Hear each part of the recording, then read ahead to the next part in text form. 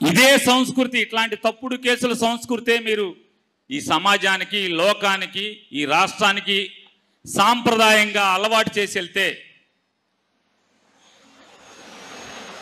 నేను ఒకసారి చంద్రబాబు నాయుడిని, ఈ రాష్ట్ర డీజీపీ గారిని ఇద్దరిని ప్రశ్నిస్తున్నా.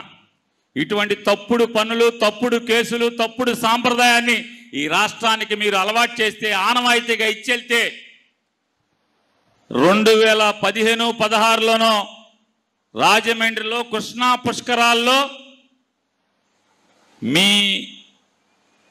మీరు, మీ శ్రీమతి గారు, మీ అబ్బాయి, మీ వందిమాగదులు అందరూ కలిసి గోదావరిలో బుడుంగని ముక్కు మూసుకుని 3 సార్లు మునిగింది.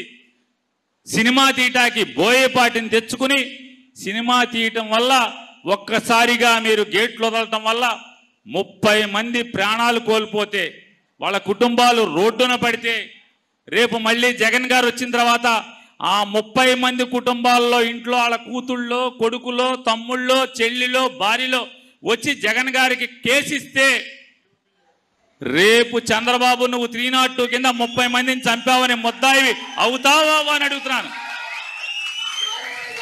చంద్రబాబు వెనకాల ములుగుతుంటే సొబ్బందిచ్చిన లోకేష్ ముద్దాయి అవుతాడా అవడా?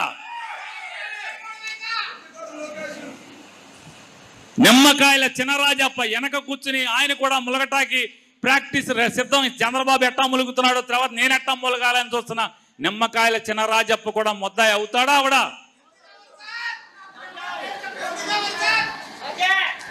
అవుతాడా అవడా? గుంటూరులో పేదరికాన్ని ఎరగా వేసి